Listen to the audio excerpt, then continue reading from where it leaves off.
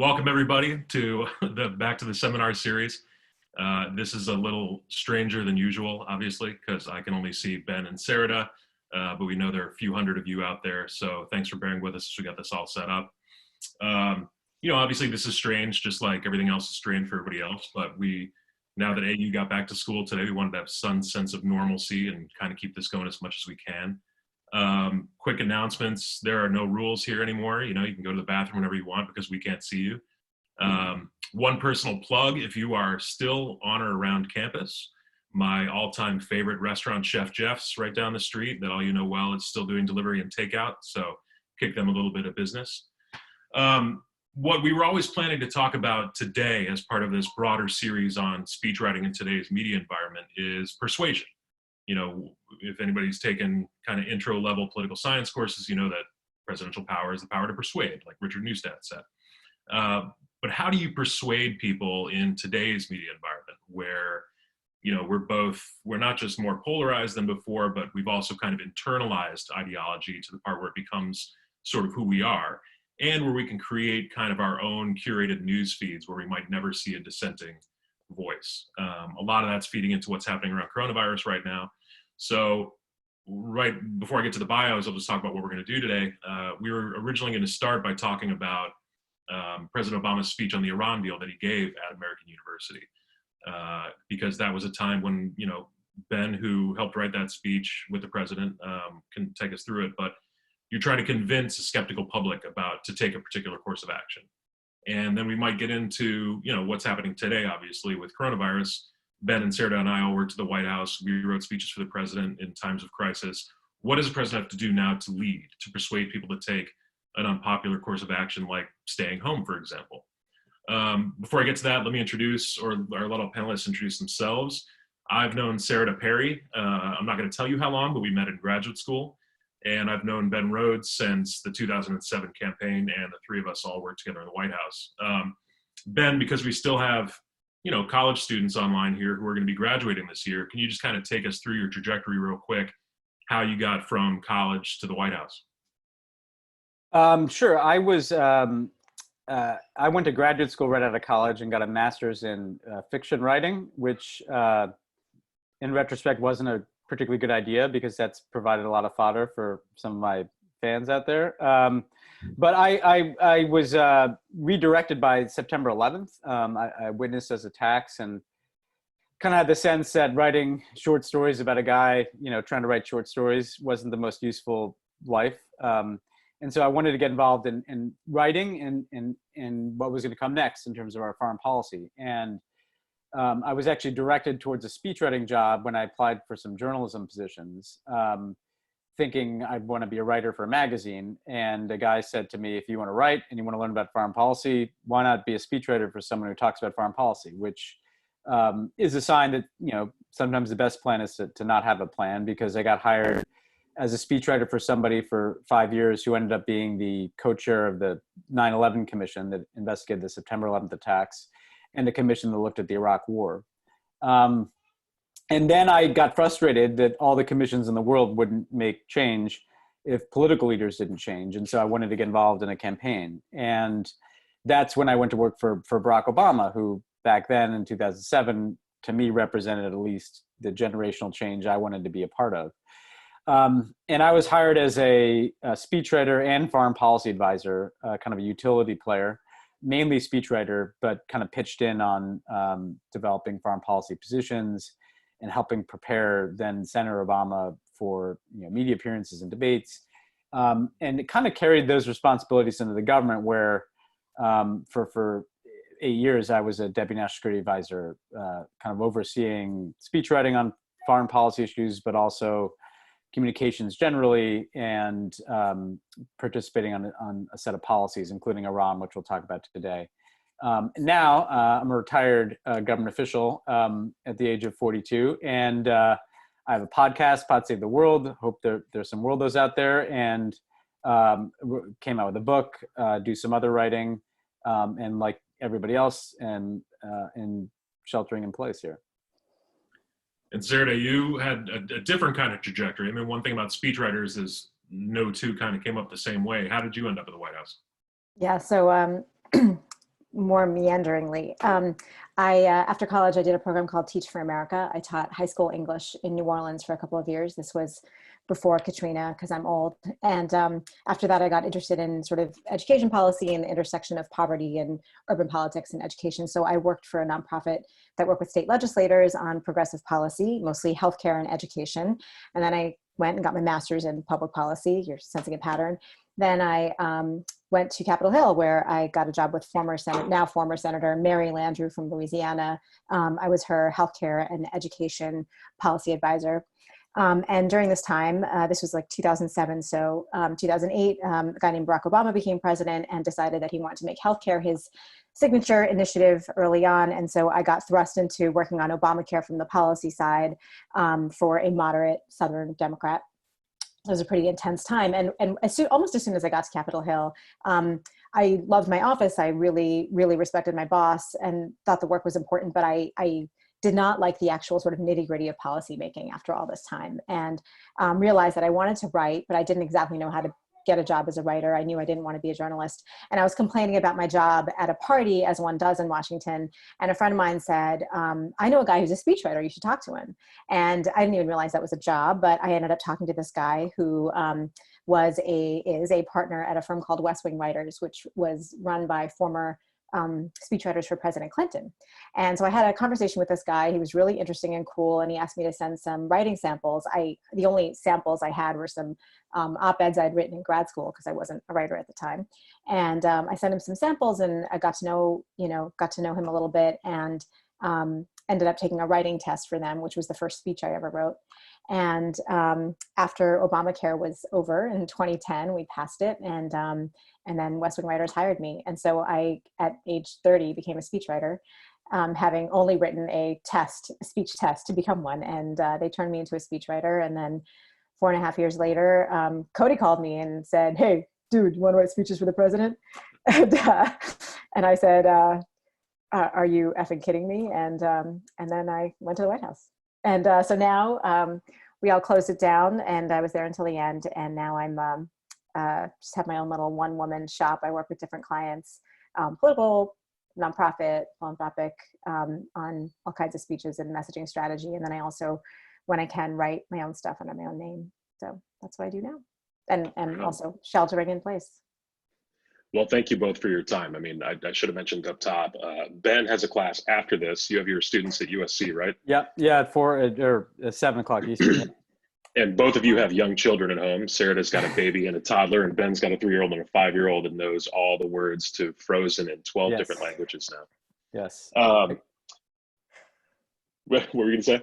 I was just saying I could have done that Academy Award performance, actually, but I wasn't invited. And one thing I've noticed this week is, and on television, is everybody gets a really good look at everybody else's bookshelves. So thanks for opening up your home stuff. Typically, I'd begin with like a 15 to 20 minute lecture with a couple slides and videos and whatnot. Obviously, that's a little odder on videos. So let's just dive in. We are going to take questions at the end. Charles and one of our student associates, Jonah, have been collecting questions from the audience. But until we get there, a lot of what we did at the White House when we were writing speeches, not necessarily in times of crisis, but in general, was trying to persuade people to take an unpopular course of action. I mean, that to me feels like what we were trying to do for 8 years, whether it's, in the depths of crisis in 2009, when you're trying to convince people why you have to take certain economic steps, why you have to revamp the healthcare system, why we should open up ties with Cuba and Iran. A lot of what you're trying to do is persuade a skeptical or even possibly hostile audience to take your course of action. So Ben, again, with the Iran deal speech, how did you and President Obama sit down and say, all right, how are we just going to not just kind of talk to our own base here, but to people that, might be older and have different memories of Iran, or people who might be younger and kind of hesitant about any sort of rapprochement with that country? Well, I think the first thing that's important is to be honest about the context that we're in, which ties directly into the political context that we live in today, which is that with the Iran nuclear agreement, before it was finished, before that deal was submitted to Congress. So basically the context here is Congress, there was a law that said that when the Iran deal was completed, there was a 2-month period where Congress had the capacity to review this deal and then was going to take a vote about whether or not to essentially try to defeat it, prevent it from coming into force. And so the reality of that situation is that because of the combination of the Republican Party's orientation towards President Obama, their orientation towards Iran, the Israeli government's opposition to the Iran agreement, and the fact that the entire kind of, information machine of the right wing in this country, Fox News and others, had already been attacking this deal before it was even done, we knew we were not going to convince Republicans. In fact, a majority of Republicans, I think, had signed on to co-sponsor a bill to kill the Iran deal before they had even read it. So the honest answer is you'd like to think that you're trying to persuade everybody. But we knew that we just weren't going to permeate the information bubble that a lot of Republicans, probably 35% of this country lives in, and that Republican members of Congress are both guiding and responding to. And so who's the audience matters here. And so the audience is, we needed to have enough Democrats, basically, the Democratic Party, to stay with us in supporting the Iran deal to prevent the Republicans from killing it. So audience one is nervous Democratic members of Congress, and I'll get into why they're nervous. Audience two is you want to win the battle for kind of responsible opinion in the country. So some of that's in the media, some of that's just interested citizens, but some of that's constituent groups who pay attention to things like arms control deals. You want to not just win over your side, you do want to persuade whatever passes anymore for neutral arbiters of opinion in this country that there's a better argument for this deal than there is against it. And so that's elite media, that's opinion media, that's different classes of experts, and that's hopefully informed citizens who are going to look at all sides and make a decision, And so those are the battles we're trying to win. How do we get the Democrats shored up in supporting this deal? And how do we kind of convince, whatever is left of neutral opinion in this country that this is actually a better than the alternatives? The challenges that we faced are, look, it's an unsatisfying thing to make a deal with a country like Iran that has a government that behaves in horrible ways, that is still an adversary of the United States. Politically, it may seem easy, the Democrats will vote with Obama. Iran is a tough vote for them because if they have constituents who are energized about Iran, it's probably constituents who are energized out of concern about Iran. There's not like a big pro-Iranian constituency out there. Nor should there be, really, given the actions of the Iranian government. And so this was going to be a tough vote for Democrats. And it wasn't just persuasion. Some of them not only wanted persuasion, they wanted arguments. Like, what do I say to my constituents when I go home for my summer recess and I'm having town halls and I know all these arguments can be thrown at me? What do I say in response? And that sets up the speech importantly in a way, which I'll get to in one moment. And we also knew we were dealing with a lot of organized opposition to this. I think when the deal came out, AIPAC, the pro-Israel lobbying organization, announced they were going to spend $40 million to try to kill this deal. And there was kind of a constant drumbeat of opposition, much of which I think was disinformation meant to kill the deal. And so Obama needed to respond to that disinformation space. It was kind of filling the zone. And so what the genesis of the speech is it was right at the beginning of what was going to be the congressional recess. And Obama called me in the Oval Office and said, look, we've been making these arguments every day, and we've been having me make them and experts make them. But what I want to do is in one speech, I want to lay out the whole case for this deal.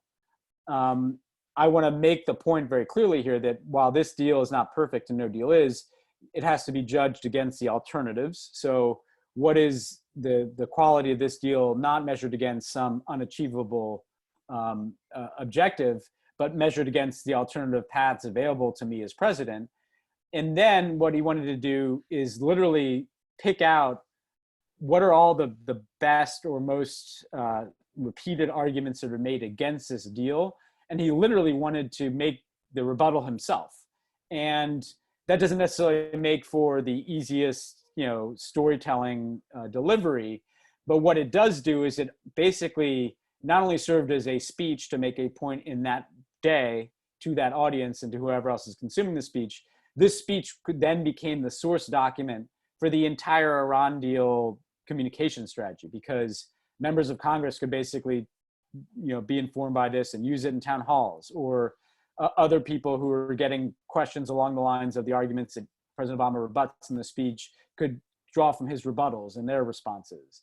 And so it was kind of a unique persuasion speech in that it's not only meant to persuade in the day of the speech, it's meant to become a document that can kind of be repurposed for a broader communications campaign. And the same way that I assume, Cody, you've probably done on like a presidential candidate has a stump speech, right? And that stump speech is their argument for why they should be president. And it may have like a brief section that deals with a particular issue. And if the candidate or a surrogate then has to speak to that issue, they can just draw off that speech. This was kind of the stump speech for the Iran nuclear deal defense. And so that was the basic objective and approach that we're taking. Good. And so you touched there too on a couple different, persuasive techniques that both the president used and that we used in the White House. One of his favorite rhetorical techniques is to knock down myths, right? He'll give you how many different myths were in the Iran deal speech, Oh man. Yeah, I was six. More than that. I mean, we got up there, so I'll try to find the exact number, but it was a lot. Yeah. So the president he'd say, well, let's take on the myths first and debunk them one by one before getting to our larger argument. That's one way of doing it. We'd also set up what we called kind of the Iran deal war room, where we actually had, was it Tanya running our Twitter account back then, Ben? Yeah, Tanya Somender, yeah. And pushing back on misinformation. And I wrote down, I also teach a speechwriting class at Northwestern, and I use the same book there. And a couple of the techniques in here, it's funny, when you're a speechwriter, most of us learned on the job. None of us took speechwriting classes or had somebody teaching us how to do it. So you just kind of come up with these, but it's remarkable that when you actually sit down and read a textbook, they're all true. A couple different persuasive techniques are, build a case like we did in the speech, forge partnerships, either with the group you're talking to or outside allies like members of Congress. He says, latch on to what people love. And that means kind of look for universal values before talking to a hostile audience. What's something everybody can kind of gravitate to. You can take the middle ground. I don't know if I always agree with that approach and appear reasonable. And if all else fails, you take the you don't want to die, do you approach. As in, if this deal doesn't pass, Iran's going to get a nuclear weapon. Sarada, to kick over to you for a second, you have a peculiar hobby. You're fascinated with former presidents and presidential libraries and the way that they approach things, which is useful to have in a speechwriting team.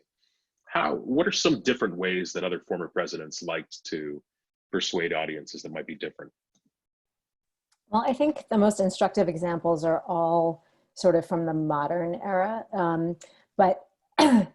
And so, if you go way back, it's the analogies don't necessarily hold just because it was such a different time. Technology was so different, as in non-existent. And the way that presidents communicated was wholly different, I think, in a lot of ways than it is now. But for our purposes, I think, FDR is sort of the touchstone, the god of modern communicating presidents. And I think what he did really well was a couple of things.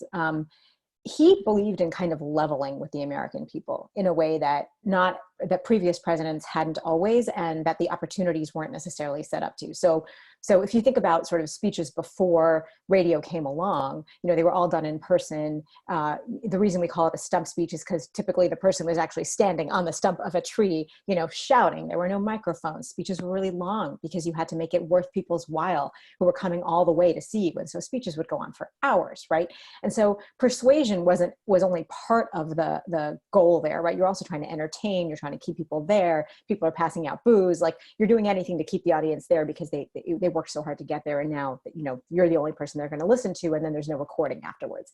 Well, obviously things changed later on. And, by the time Franklin Roosevelt gets into office, Hoover actually had kind of done a decent job with radio too, when he wasn't president, another posts, but FDR really mastered the art of it. And he came into office at a time when obviously, we're in the height of the Great Depression, and he came in because he sort of promised the American people action, right?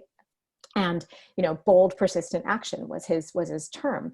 And so he gets into office, and it's actually right about now, you know, this is sort of he took office in March, and they declare a bank holiday. They actually shut down the banks over a long weekend because people are taking their money out of the banks, which is going to cause the economy to crater even further. And so they impose this bank holiday, and then he comes back, and on March 12th, 1933, he delivers a fireside chat, right? So this is when he gets on the radio, and he needs to basically get the American people to understand two things. First of all, he needs them to understand what this economic crisis is actually about, and he needs them to buy into the plan he's going to put forward, which will eventually become the New Deal.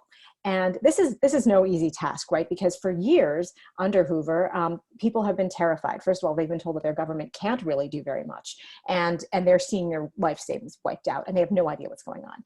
And economics is not exactly like this riveting topic that people understand, and that they're going to necessarily follow the intricacies of. But Roosevelt, to his credit, is sort of like, you know what, I don't think people are stupid. And I don't think people want to be lied to anymore. So I'm going to actually tell them what is happening. I'm going to level with them.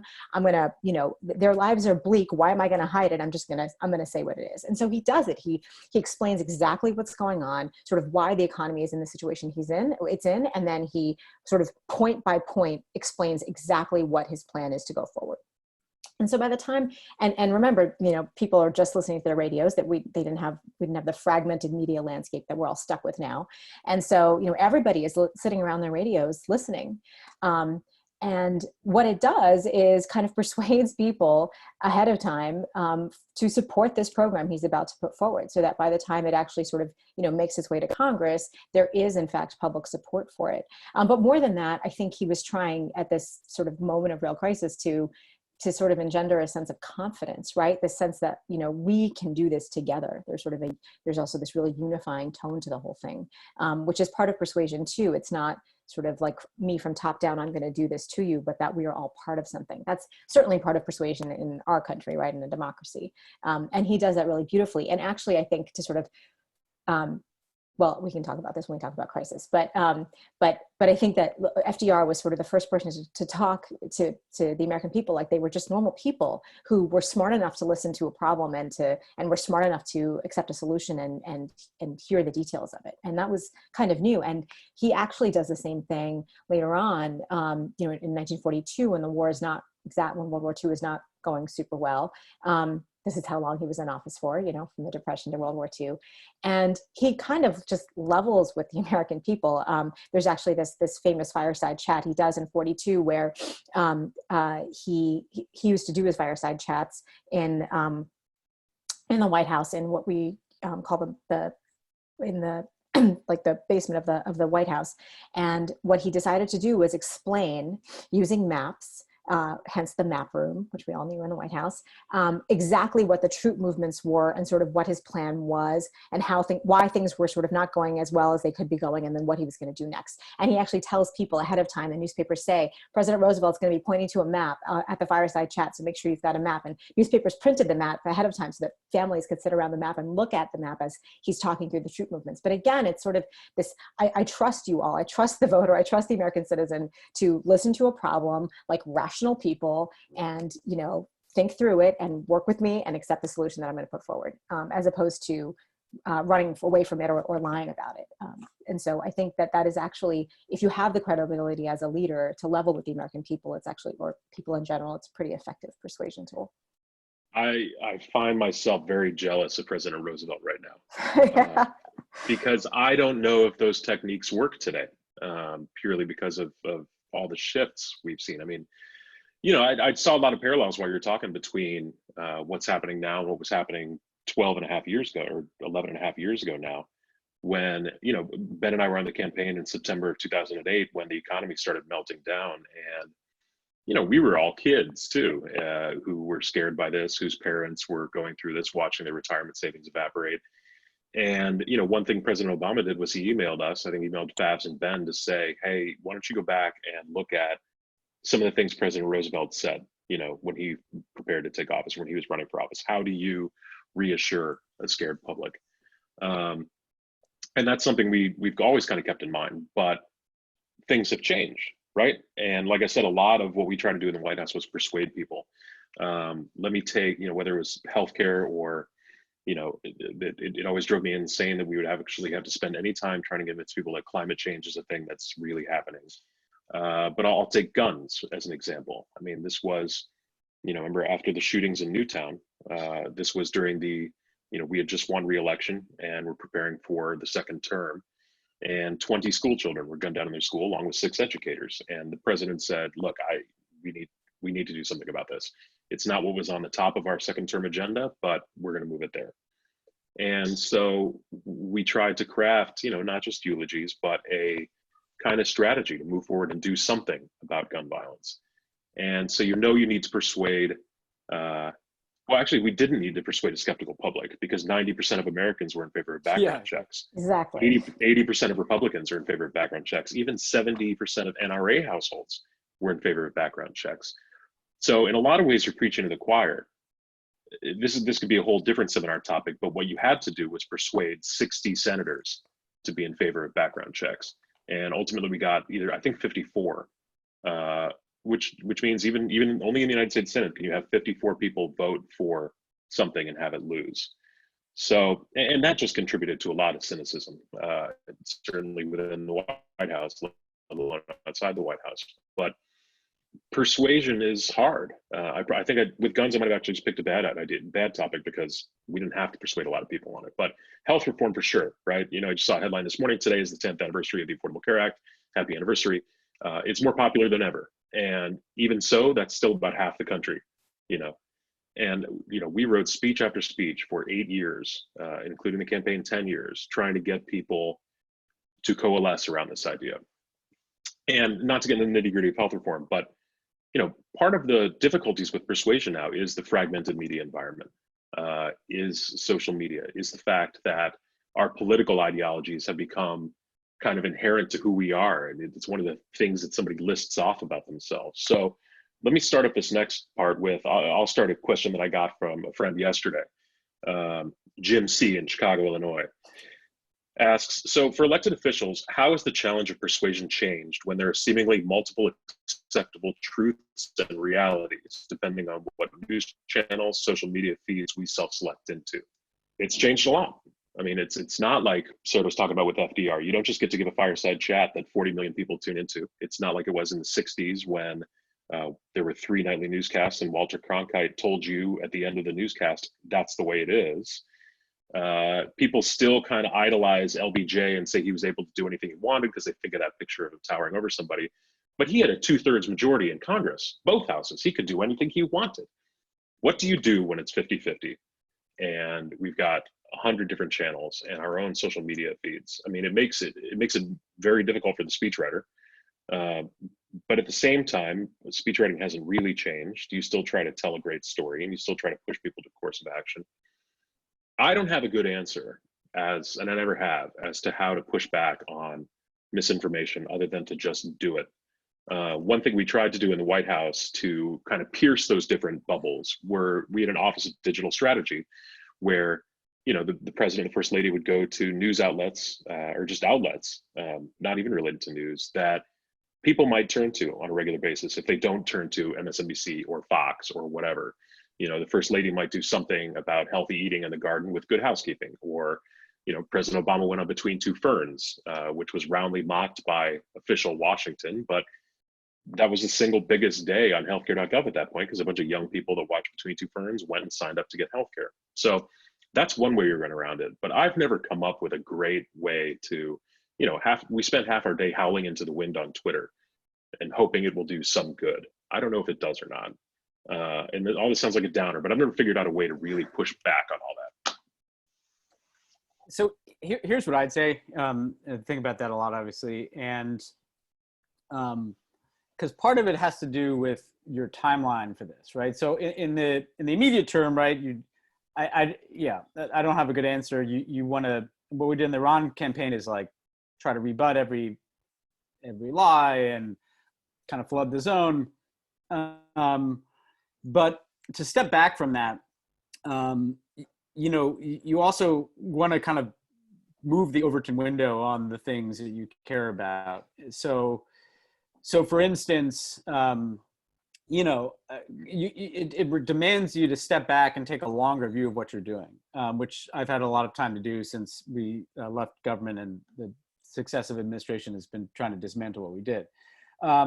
But so the example I gave, two things that occurred to me listening to both of you, and then this does lead to the question directly.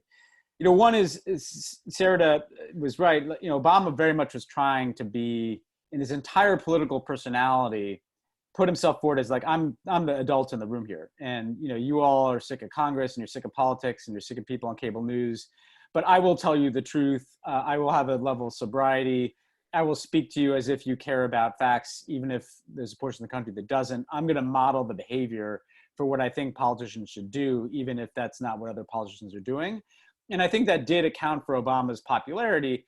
And he got an enormous amount done over 8 years, even without Congress for the last 6, more than any president since, Lyndon Johnson. Maybe you could make an argument about Reagan, but by taking that approach and bringing the public along with him. On the second point, though, which gets to this Overton window point, we decided to give this speech at American University. It was my idea because my favorite foreign policy speech ever was John F. Kennedy's speech at American University, calling for an effort to rethink the Cold War. And he was challenging kind of conventional thinking in a way that I think Obama was trying to do with the Iran deal. And what's interesting about that Kennedy speech is, if you read it, and everybody should, it's beautiful, first of all, but he steps back and says, what if all the way which we think about the Cold War is missing something here? And what he was getting at is that the Cold War was leading inexorably towards a war. And he gave that speech after the Cuban Missile Crisis when he was kind of shocked out of that. And most of the speech is just about how we have to think differently. We have to think differently about peace. We have to think differently about the Cold War. We have to think differently about nuclear weapons. And then at the very end, he makes 2 proposals for arms control deals with the Soviet Union, a test ban treaty, and another step to de-escalate the nuclear arms race. And what's interesting about that speech is, you could argue rightly that, well, not only was Kennedy assassinated, but that didn't happen right away. But lo and behold, over the course of a couple of decades, détente did take hold in the Cold War, and arms control did take hold, and US-Soviet arms control agreements did begin. And you can make an argument that that kind of opening created space for somebody like a Gorbachev to come along, and that may have contributed to not just a more stable arms control regime, but to the fact that, the Cold War ended how it did. And I'm not saying Kennedy's one speech did that, but I think Kennedy's speech was an effort to begin to move the public in a different direction and move policymakers in a different direction. In the same way, one of the things I think about, I'm obviously, of all the policies I worked on, the Iran policy has been the most aggressively attacked by Trump. One of the things I felt good about as someone who's a part of this campaign, if there's something to feel good about, is we so decisively won the debate, not just with those Democratic senators, but with that kind of opinion I was speaking about. International diplomats, arms control experts, scientists, US military officials, that it took Trump a couple of years to get out of the Iran deal, because even people who were kind of grudging, even opponents of the deal, like Jim Mattis, were like, no, actually, you know what, this deal is better than the alternatives, right? And so much so that, and a deal, by the way, that was not uniformly popular in the Democratic Party by this campaign cycle. Everybody's like, every single candidate on that stage was like, yeah, we should go back into the Iran deal. And I think we've created a world where, yes, Donald Trump could come along, get elected, and take this thing apart.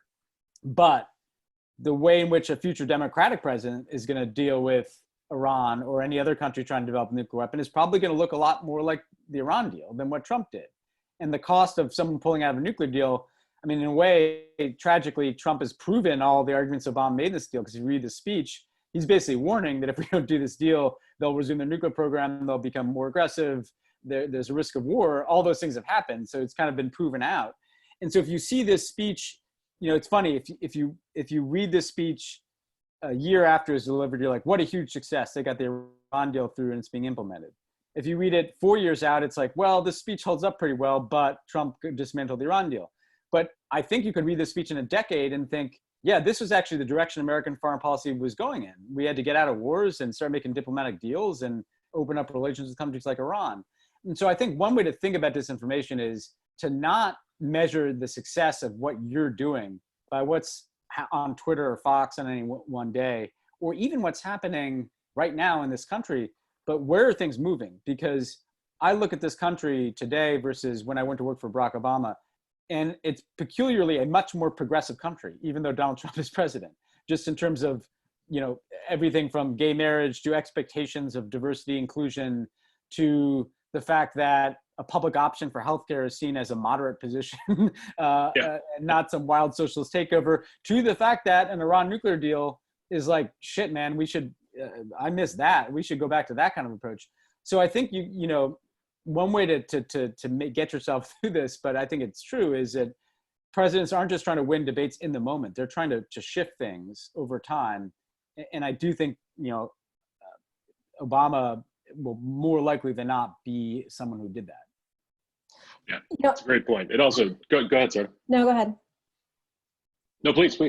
Well, I was just going to say, I think that's totally right and frustrating in the moment, because we want more than, you know, people are frustrated with where we are right now and the inability to break through, and how misinformation has become just so dangerous. And, you know, this industry that is, has completely fractured us, where people live in an entirely different parallel, alternate universe where, like, you know, COVID-19 is a conspiracy. And so it's, you know, scary from that perspective, but I think Ben's right that you have the ability to sort of slowly shape things and shift the narrative. And interestingly, I think one way of doing that is, you know, there's that way, as Ben outlined, and then there's sort of the Bernie Sanders way, which is, I'm just going to say the same thing for 40 years. I'm going to say it loudly. I'm going to say it over and over again. I don't care who calls me what, I'm just going to keep saying it.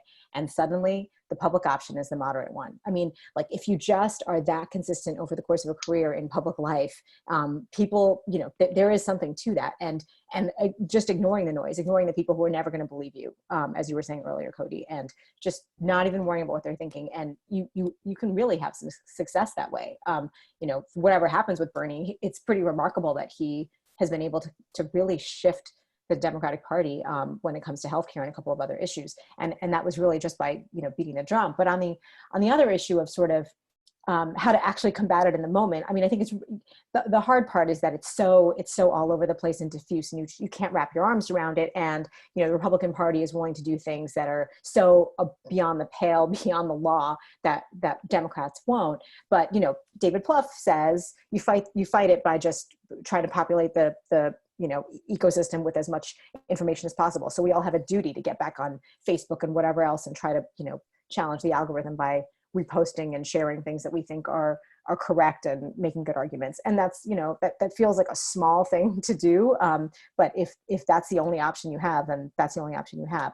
I will say on Persuasion, though, we think about this sort of in this like monolithic sense, because the arguments kind of get like put down in these pillars that feel really big and immovable. But ultimately what you're trying to do, kind of as you were talking about with the guns thing, is like get specific groups of people to believe you, to share your view. And then those people are the ones who influence other people, right? That's how the airwaves now work. And so if you're trying to figure out what influences this small group of people, you know, what will get the suburban moms who voted for Obama then flipped to Trump for whatever reason, what's going to get them? Then you have to figure out what persuades them, and what persuades them may not be what persuades you, right? So if we look at moral foundations theory, there's this notion that people are persuaded based on the values that they hold, and they hold different values, oftentimes aligned with their political persuasions. And so if conservatives, if the values that they rank highly are things like patriotism, I'm just throwing things out, patriotism, loyalty, and if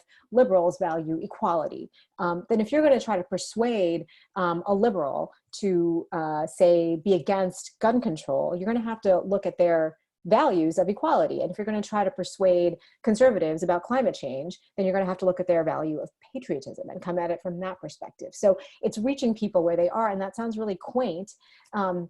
And the kind of thing you would find in your, you know, speech writing textbook or whatever.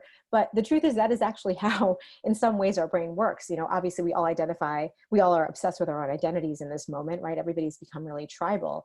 You know, I am a Democrat is the thing to say. And yet there is still an element of possibility when it comes to persuasion. And I think it only happens if you talk to people from where they are, not from where you are.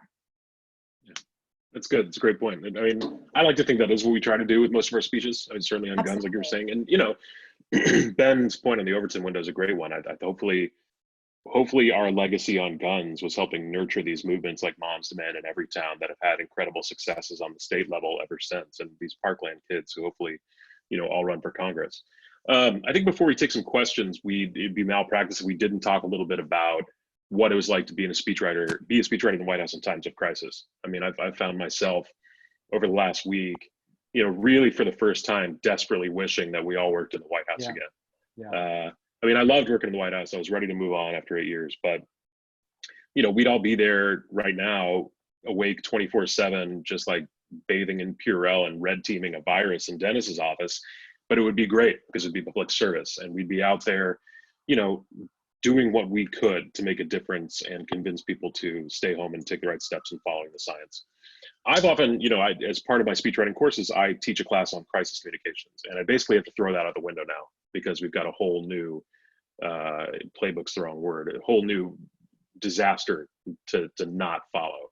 And the way I kind of, very simply break them down there are three kinds of crises when you're in office. The first is it's not your fault, and there's really not much you can do about it. And something like that, that's like a mass shooting, that just happens. I mean, there are all sorts of reasons for it, but it happens on your watch and it's over and the shooter's dead and there's not much you can do besides kind of reassure the nation that the world will keep spinning. And then hopefully, try to convince Congress to take some action on guns. That's one. Another one is it's also not your fault, but now it's your mess. And an example of that would be the BP oil spill, where, it wasn't President Obama's fault that this hole in the Gulf of Mexico started leaking oil for 6 months, but nobody really cares. Once you start seeing it every single day, people want to know, when are you going to plug this hole? And then the third is it's your fault. Oh my God. And now it's your mess. And for us, that was, a website that didn't work for 3 months. I think for Trump, he falls somewhere in between the last two. I mean, the pandemic is not his fault. The screwed up response in the beginning is his fault. And now it's his mess. And so what do you do as a speechwriter in times of crisis like this? Well, we would, sit down with Lisa Monaco, who ran counterterrorism. We'd talk to the experts on each individual issue. We'd talk to Fauci if he was there, and get the president out there every day. And I think the White House is doing the right thing. Just bear with me for a second. By doing that, just everything that happens once that briefing starts is technically the wrong thing. It should be experts only. It should not be the president up there congratulating himself, thinking in short-term ways, flat out lying about what's being done. Those are all the exact wrong things to do. But I would advise having a president and experts out there every single day, but let the experts lead the briefing. I don't know if you guys want to add anything to that.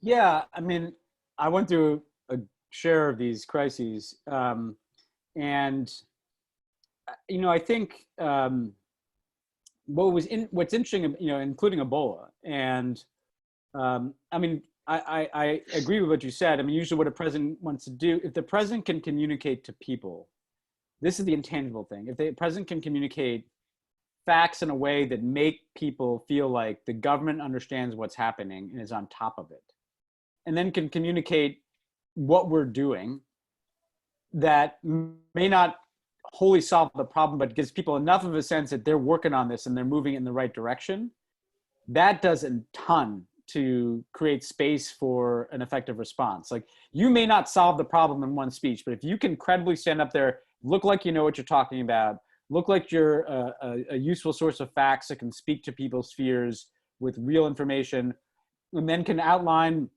honestly and forthrightly the steps you're taking, people just chill out a little bit because they're like, well, at least these people have a plan for dealing with this. And now that's not at all what's happening. You also would try very hard to be as apolitical as possible. The more it was a crisis, and especially if it's a crisis like this, it is not, the virus isn't a Republican or a Democrat. It's a public health issue. Also, you lean more on the experts in these cases where, Tony Fauci is always going to know more than whoever the president is about infectious disease. And so people want to hear from him too. So what I'd be doing differently in this regard is a couple of things. One, apart from the obvious things like don't lie and don't overstate it, and don't try to, everything basically. Don't try to create short-term hope at the expense. Actually, this is an important point. If you try to create short-term hope that is going to be disproven a week later, you're going to completely eliminate your capacity to be a trusted voice on this, right? And so nobody can really trust anything that Trump says, even if you wanted to, even if you were, Trump sympathetic person, because he's just been proven wrong so many times that he said this is going to go away. And so this really does matter. I do think, though, that the president should speak and then give much more of a megaphone to these other people. I'm not even sure the president needs to speak every day, as long as these people are speaking every day. But the other thing I would do is, the White House briefing room is a somewhat political environment in a way. I mean, it's what people associated with kind of jousting with the press. What we did in Ebola and with ISIS and some other crises is we moved him around, and we also got him with different people. So one day he could be in the Oval Office with Tony Fauci and a bunch of experts on infectious disease. The next day he could do something even virtually with like governors, and then the next day he could do something with health responders. And we did this with Ebola. We did with ISIS. We do generals one day and intelligence. We go to the CIA for a meeting. We go to the Pentagon for a meeting, and showing the multi-dimensions of our response, that Trump could go to, even with the care given obviously to not infecting people, could probably presumably go to CDC or NIH or a local, or even if it's a video link to a local healthcare provider. I think showing people the dimensions of your response by the settings that the president is speaking from and the people who are surrounding him when he speaks or she speaks is something they're not doing that could be very reassuring to people, and give a theme to these briefings so that they're not just these kind of catch-all briefings that end up being more about the politics of the day and less about the response. So today I want to talk to you about health equipment, and I'm going to stand up with a bunch of doctors and healthcare providers to talk about what they need. And then the next day I'm going to go to the Pentagon and I'm going to speak to you about what the military can do to close these gaps. And there are going to be generals behind me, and that I think that diversity of what he's talking about on each given day and who he's with and where he is sorely lacking here. I agree with all that. I mean, at minimum, you shouldn't be shooting your own response in the foot by saying things that will be proven wrong a half hour later. Whether it's he botched 3 of the policies in the Oval Office address. Every day there's a new one in the briefing room. The USNS Comfort will be in New York in a week. Well, we found out a half hour later that's not true. Or everyone who wants to get tests can get one. Or there'll be 1 million tests next week. All these things are not true, and just hurt the process. There are a lot of parallels, actually. I was just thinking while you were talking about that, between this and the oil spill. I mean, no matter what we did every day with the oil spill response, nothing matters until we get the hole in the bottom of the Gulf plugged. Just like right now, nothing matters until we get people tested and staying home and get a handle on this disease. But you would still try. You'd send the president out there. We'd give him, I mean, I can laugh about it in retrospect, but I would be emailing people begging every morning for just what are the updated statistics on miles of boom we have in the Gulf of Mexico? How many Coast Guard cutters are in the Gulf of Mexico? These are things that might not even make that big a difference, but you're showing people that something has changed since yesterday. Yesterday, we had 1,000 miles of boom. Today, we have 1,200 miles of boom. I think the average person doesn't know what that means or why it would make a difference, but it just sounds like it's getting a little bit better. They should certainly be doing that now. We had 100,000 tests, 200,000 tests, 300,000 tests.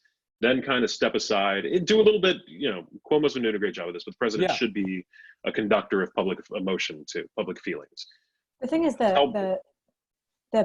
what's tricky is, and it is tricky that in the sort of like our federalist system, we're all kind of broken up and fragmented, and the governors are doing things and the president's doing things. But in this particular situation, this is exactly a time when governors are actually looking to a president for leadership, right? He doesn't have to tell them exactly what to do, but he does need to sort of this is what makes you president, right? You're head of state and head of government. You need to offer sort of moral leadership and actual clarity about what the federal government is doing.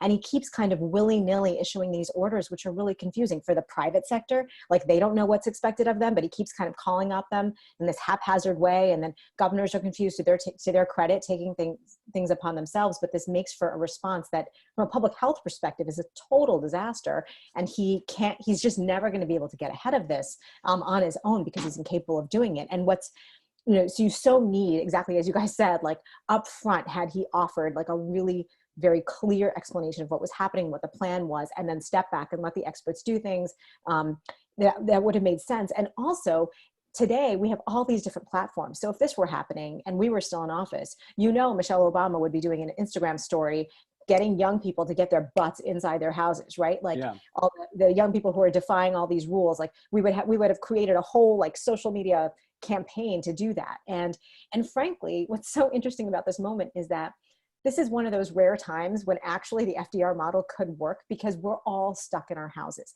He has like a captive audience of hundreds of millions of people. Yep. Who, if he says anything, we actually will pay attention, maybe only in snippets, but like everyone's going to air it. It's going to be on the radio. It's going to be on TV. It's going to be all over Twitter. People will actually pay attention. And he could have used that, especially early on, to great effect. He could have sort of brought us all together, done this big unifying moment, offered really clear guidance on what we should all do. Then the governors could have taken it from there and done their piece for their states. I mean, it could have been such a smoother, I mean, not that it would have been perfect at all, and the pandemic isn't, you know, the illness isn't his fault, but and the BP oil spill is a good example of how, you know, no matter how you try to get ahead of something, people are going to be, you know, screaming about it. However, I think a big difference between the BP oil spill is that that was so localized and such an easy thing for people who weren't living it, just kind of throw stones at the president for. In this case, because this is affecting everybody and everybody is terrified, not just here, but around the world, there's such a, like so much room for him to take a leadership role, not just here, but globally, and kind of guide us forward, as we know our former boss would have done. And it's so maddening that he is squandering this opportunity, because it is like the rare moment of crisis when a president can truly make a difference and actually save lives. And instead the opposite is going to happen. And we know that people are dying because of his actions and words. I mean, it's crazy to think that somebody's words are killing people, but we know that his are. And it's remarkable and really, really tragic. Yeah, I know Charles and Jonah have some questions before the end of the hour. So while you guys compile those, we're ready for you. I'll just add a point built off Sarada's. I mean, this is why you run for office, right? In order to handle moments like this. I mean, you hope you never get them, but you should be prepared to.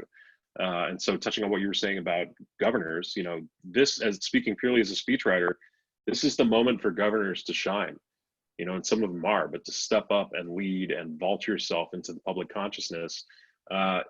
Unlike Trump, who is putting the comms first and a policy later, put the policy first, get this right, and you will ultimately be rewarded for it rather than focusing on your short-term poll numbers.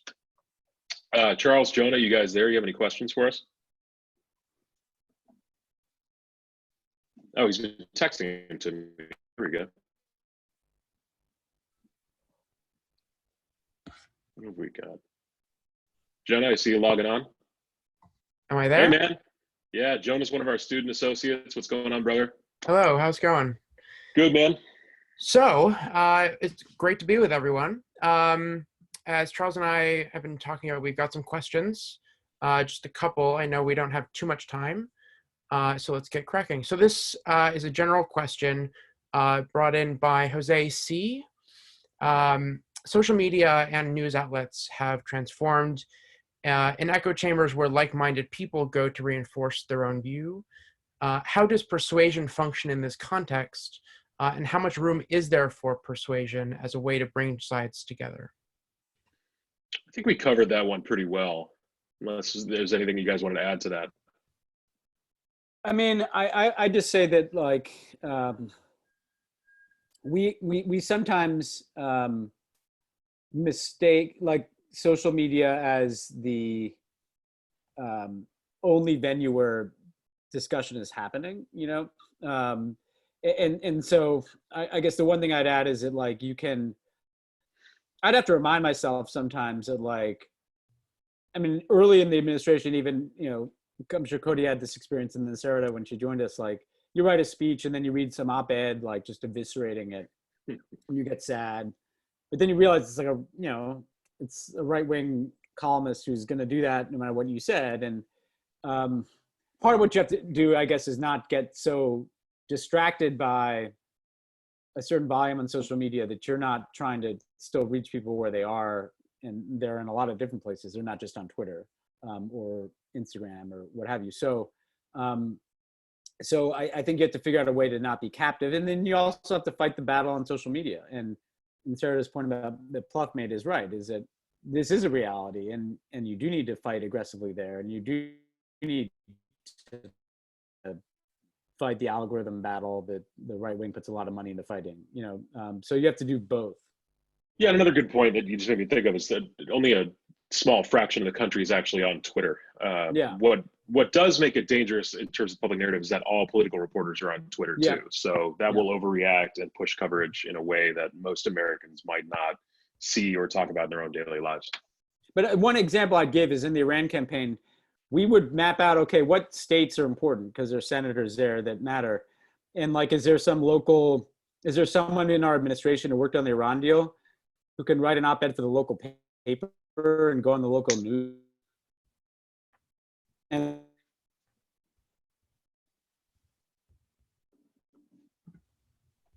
Sarada and Joni, can you say here? then are on Twitter. Ben's So you have to find your audience where you are. Sorry, Ben, we were losing you for a second.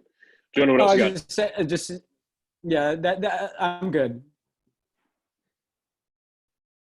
Jonah, what's next? Oh, next. Okay. So this is from Wyatt F. in New York City. He writes, as a speechwriter, how much sway do you have over consistent messaging? In other words, relaying that same message and substance to crowds with different and sometimes competing interests. And is this important to you as a speechwriter, or even outside of your role as a speechwriter post White House? So Sarah, do you want to take it? yeah, Go ahead, Sarah. I think I understand the question. I mean, I think, a speechwriter's job is to help the speaker make the argument, the best argument they can in the most compelling way they can, and to be their best selves, right? So, if in a good partnership, as, in particular, Cody and Ben had with President Obama, that was what was happening at its best. I think, as you were saying, like the challenge with different audiences is making sort of every audience feel as though you understand their perspective and that you're being empathetic with them. And actually, I think Barack Obama did this really well in his, sometimes cerebral, but deeply empathetic way, helping every audience hear that he really did understand their concerns. And sometimes he would do this by kind of laying out both arguments. I think about this when we wrote about criminal justice, letting sort of communities of color know that he really heard where they were coming from in terms of feeling like, they weren't experiencing equal justice under the law when it came to law enforcement. And then also hearing from the law enforcement community and expressing that he heard their fears and their legitimate, the danger that they often felt and the sort of really split-second decisions they had to make that sometimes led to really tragic outcomes, but that, they were all trying to do their best, or most of them were trying to do their best. So he would try to sort of express that he would hear where these different groups were coming from. Now, what was often happening and what's a little bit challenging from the persuasion perspective, but also just from like a human perspective, is that I think our brains, when we hear empathy for ourselves, we feel really good about it. But then when we hear that same person express that they are empathetic equally to another group of people, we suddenly sort of, that erases for us that they were like, wait, I thought you were on my side. And I think it's really challenging in these times to help people feel like you're hearing that basically to persuade people that you are that you can in fact have sort of broad-based empathy. And so that can be a real challenge, I think, in especially in these fragmented times. But I think the job of a speechwriter is to at the very least try. Jonah, what's next? All right. Next up we have, hold on just a second here. Next up we have, Cody, this is a question specific for you. From Philip S., and it's on the topic of firearm gun violence prevention legislation. And Philip asks, when you were trying to get that through the Senate, do you think that public speeches helped or hindered whipping those 16 votes at the time? And more broadly, do public speeches run the risk of further polarizing an issue? It's a good question. I mean, I'd say maybe yes to both. I mean, yeah, anybody can polarize an issue. I mean, if President Trump was out there talking every single day about a certain issue right now, they will polarize it a little bit. But what's the alternative? To do nothing? I mean, you have to be out there giving people stories, facts, figures, telling the truth, pushing back on lies and misinformation, making your case. I mean, that's the way to persuade people. You're not going to persuade anybody by staying home. Are any speeches by Barack Obama going to convince those last 6 senators to vote a certain way? Probably not, because we have, you have the NRA and you have other interest groups and you have constituents pushing, and, each senator will make their own decision calculus based on probably what's best for their reelection, which is a sad way to calculate things.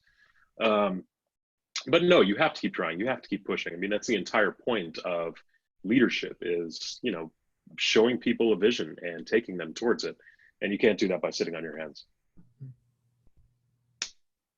All right. How much time do we have left for questions?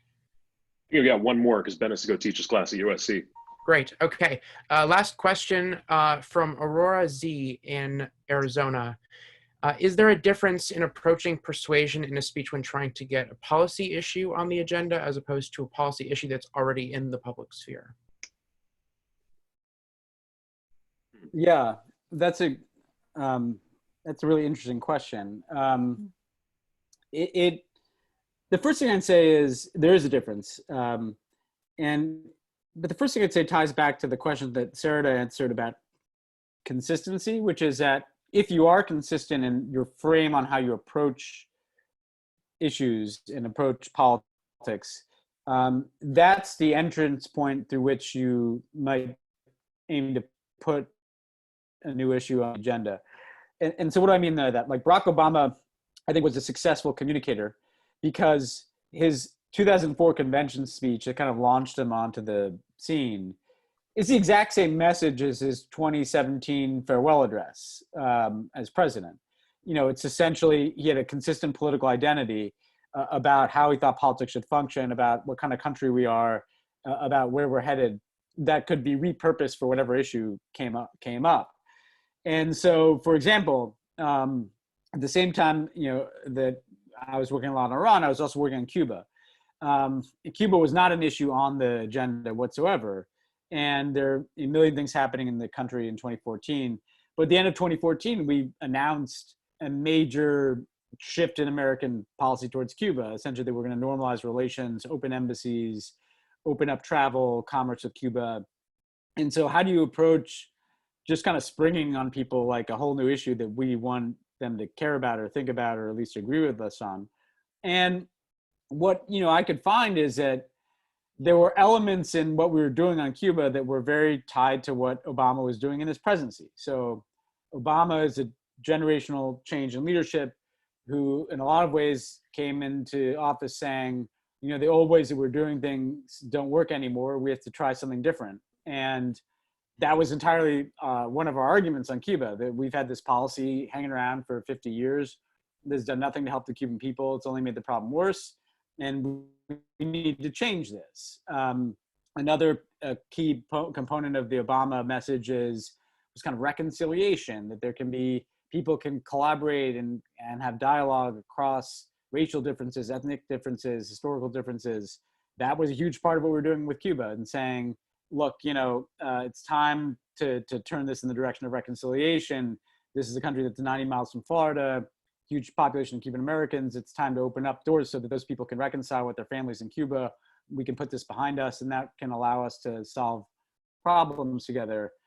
Another piece is the necessity of global cooperation as a part of our foreign policy instead of conflict. And you know, so the Cuba, you know, taking this new issue and saying to people, it's not like Iran where it's like you all are somewhat familiar with this issue, even if you don't follow it closely, you know, they're an adversary. You might know that they have a nuclear program. You probably know that there's political controversy about it. Here's my argument.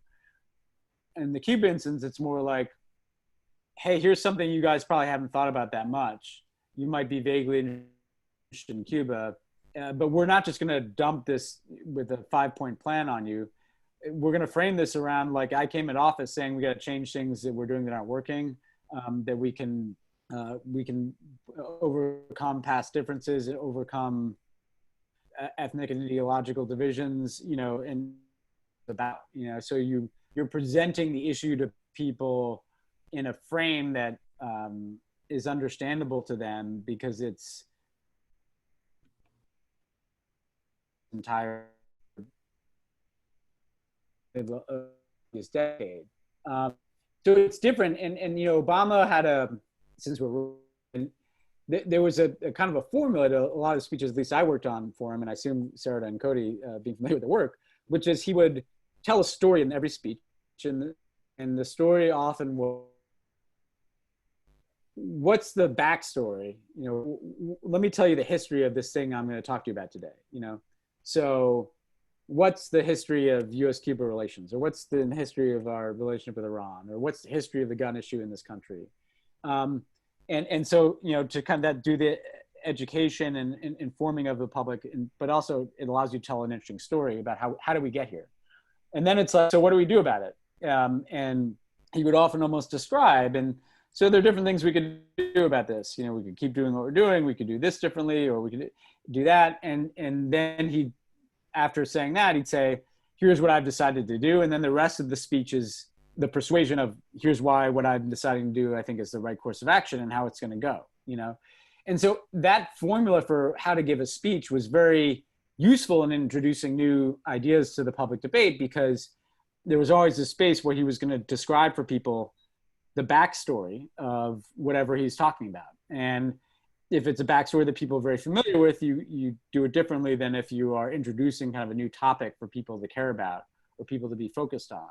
But a big part of that goes all the way back to to Sarada's FDR comment, which is he treated people like grown-ups. He trusted them to be interested enough to try to understand the complexity of being president and the history that's behind it, and why I'm talking to you about this issue today. That's why he went to American University. This issue with Iran is a direct legacy of the nuclear weapons that Kennedy was talking about at American University 50 years ago. And I think enough of you, 60 years ago, and I think enough of you as an audience that I think you care about that, and so Obama was, had a unique political attributes that made it easier, frankly, to do this. I also think, just to add something to that, is the reason this worked so well, the reason that Ben and Cody and these guys were able to help the president develop this sort of narrative arc of his whole presidency was because it was all rooted in these really consistent values, right? So everything, big and small, was part of this overarching, here's, this generational change, this whole story of who Obama was, but all of that was values based. So even if you were talking about something that didn't even seem necessarily connected, or if it was a new issue like Cuba, you could tie it not just to the story of who he was, but the values that drove him. And it was so consistent, even when, we wrote speeches that had nothing to do with really important things, like the kinds of speeches that Ben and Cody wrote, but, about a musical performance in the White House or some art piece or something. We could always tie it back to the values that were sort of underpinning the Obama presidency and who he was as a person, but also who he was as a leader. And if you don't have that, it's really hard to sort of have a project of your presidency under which everything else falls. And then that makes it really hard to persuade people why, that what you're doing is even relevant or matters, or that they should care about it, because it doesn't feel like it's part of some bigger project. And that's what, President Obama has in spades, are these values that really root him. And they're the same values that, we all think are America's values. And so it's easy to tell that, not easy, but it is possible to tell that story in a consistent way. Harder, I think, for this current president. I agree with everything that's been said. It is much higher risk to insert a policy into the debate that's not already there. The first thing I thought of when I was listening to the question was, and too many of you will be too young to remember this, but in 2005, in the first year of his second term, President Bush set out to privatize Social Security. And they actually did 100 public events around the country pushing for this, speeches, the whole thing. It was a spectacular failure. Nobody wanted it. The polling was abysmal the entire time, and it's one of the things that people forget kind of helped tank his approval rating. So part of leadership is going out and doing the important things that not necessarily everybody agrees with. You just might want to pick your battles a little bit better, because 2008 came along. Had we privatized Social Security, nobody would have had it anymore. Before we go, Charles just sent me one more question from a viewer that I think is very topical and timely. Aaron O asks, do you have any recommendations for those of us working on COVID-19 rapid response comms on how to break through the current media noise and combat misinformation? First of all, thank you for doing it. I would just say, keep doing it. I would say, keep it short, keep it simple, keep it memorable. Always try to include some sort of visualization as to, if we pursue this course of action, where are we going to go? Rather than just say, stay home, tell people why staying home matters. And this is beyond my sphere of expertise, but I find, short, graphical, shareable content to be really, really powerful, certainly now. The people that have shared, on Twitter and Facebook and whatever, interesting graphics that show the spread of COVID and how social distancing works, or just, you know, brief, simple messaging from the New York City government on, because that's where I am, how to, you know, protect yourself or find information, I find really, really important. So short, memorable, shareable, I think is all really good stuff right now.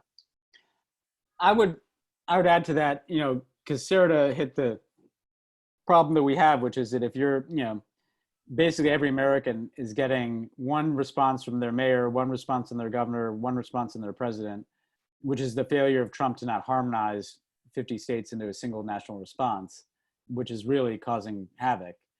The other side of that equation is that, as Sarada also said, people are hungry for this information. Everybody's sitting at home looking at their TV or looking at their screen, trying to find credible information. And so building what Cody said, like, another thing is, I've some friends who are public health experts who are trying to contribute to a rapid response. One of the things they've done that's worked is that when they want to make a point, say in a social media campaign or an op-ed that can be repurposed on a social media campaign, doing it as 15 public health experts is more credible in a way than just one guy or girl in their, you know, home like us. You know, because suddenly it has the veneer of like an authoritative source of information. Like, these 15 experts on pandemics or these 15 experts on social distancing are going to provide you with these 7 pieces of information. And yeah, as Cody said, there's charts associated with it, and it can be used on Twitter or Instagram or where have you.